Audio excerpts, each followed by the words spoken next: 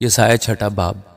جس سال میں عزیہ بادشاہ نے وفات پائی، میں نے خداوند کو ایک بڑی بلندی پر اونچے تخت پر بیٹھے دیکھا، اور اس کے لباس کے دامن سے ہیکل معمور ہو گئی۔ اس کے آس پاس سرافیم کھڑے تھے، جس میں سے ہر ایک کے 6 بازو تھے، اور ہر ایک 2 سے اپنا منہ ڈھانپے تھا، اور 2 سے پاؤں، اور 2 سے اڑتا تھا۔ اور ایک نے دوسرے کو پکارا اور کہا، قدوس قدوس رب الافواج ہے، ساری زمین اس کے جلال سے معمور ہے۔ اور پکارنے والے کی آواز کے زور سے آستانوں کی بنیادیں ہل گئیں اور مکان دھوئیں سے بھر گیا۔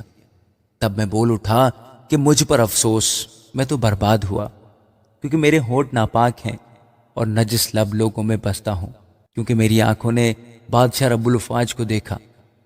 اس وقت سرافیم میں سے ایک سلگا ہوا کوئلہ جو اس نے دست پناہ سے مذبح پر سے اٹھا لیا، اپنے ہاتھ میں لے کر اڑتا ہوا میرے پاس آیا، اور اس سے میرے منہ کو چھوا اور کہا، دیکھ، اس نے تیرے لبوں کو چھوا، پس تیری بد کرداری دور ہوئی اور تیرے گناہ کا کفارہ ہو گیا۔ اس وقت میں نے خداوند کی آواز سنی جس نے فرمایا، میں کس کو بھیجوں اور ہماری طرف سے کون جائے گا؟ تب میں نے عرض کی، میں حاضر ہوں، مجھے بھیج دے۔ اور اس نے فرمایا، جا اور ان لوگوں سے کہہ کہ تم سنا کرو پر سمجھو نہیں، تم دیکھا کرو پر بوجھو نہیں۔ تو ان لوگوں کے دلوں کو چربا دے اور ان کے کانوں کو بھاری کر اور ان کی آنکھیں بند کر دے، تا نہ ہو کہ وہ اپنی آنکھوں سے دیکھیں اور اپنے کانوں سے سنیں اور اپنے دلوں سے سمجھ لیں اور باز آئیں اور شفا پائیں۔ تب میں نے کہا، اے خداوند، یہ کب تک؟ اس نے جواب دیا، جب تک بستیاں ویران نہ ہوں اور کوئی بسنے والا نہ رہے، اور گھر بے چراغ نہ ہو، اور زمین سراسر اجاڑ نہ ہو جائے، اور خداوند آدمیوں کو دور کر دے، اور اس سرزمین میں متروک مقام باکثرت ہوں، اور اگر اس میں 10واں حصہ باقی بھی بچ جائے تو وہ پھر بھسم کیا جائے گا، لیکن وہ بتم اور بلوت کی مانند ہوگا، کہ باوجود یہ کہ وہ کاٹے جائیں تو بھی ان کا ٹنڈ بچ رہتا ہے، سو اس کا ٹنڈ ایک مقدس تخم ہوگا۔ آمین۔ یسایہ 7واں باب۔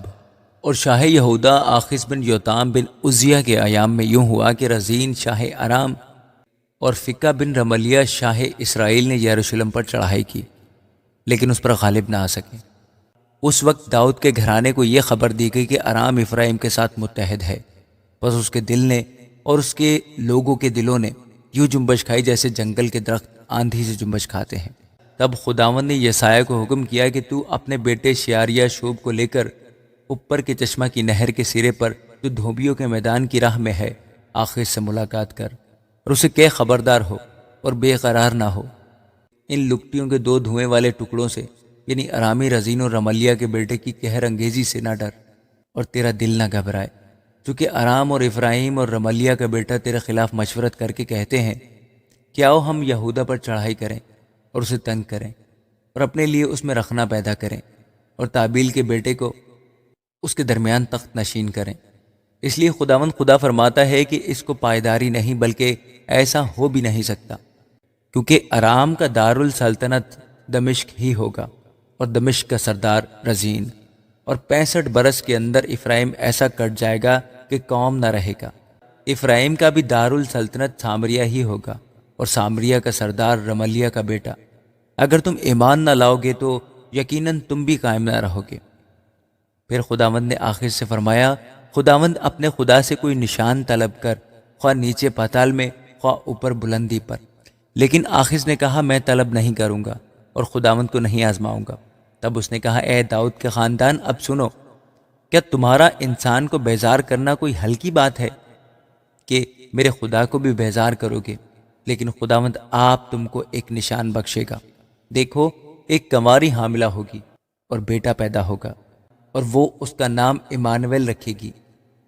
وہ دہی اور شہد کھائے گا جب تک کہ وہ نیکی اور بدی کے رد و قبول کے قابل نہ ہو، اور اس پر بیشتر کہ یہ لڑکا نیکی اور بدی کے رد و قبول کے قابل ہو، یہ ملک جس کے دونوں بادشاہوں سے تجھ کو نفرت ہے ویران ہو جائے گا۔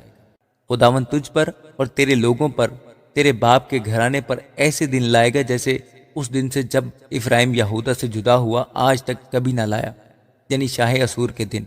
اور اس وقت یوں ہوگا کہ خداوند مصر کی نہروں کے اس سرے پر سے مکھیوں کو اور اسور کے ملک سے زنبوروں کو دھسکار کر بلائے گا، سو وہ سب آئیں گے اور ویران وادیوں میں اور چٹانوں کے دراڑوں میں اور سب خارستانوں میں اور سب چراگاہوں میں چھا جائیں گے۔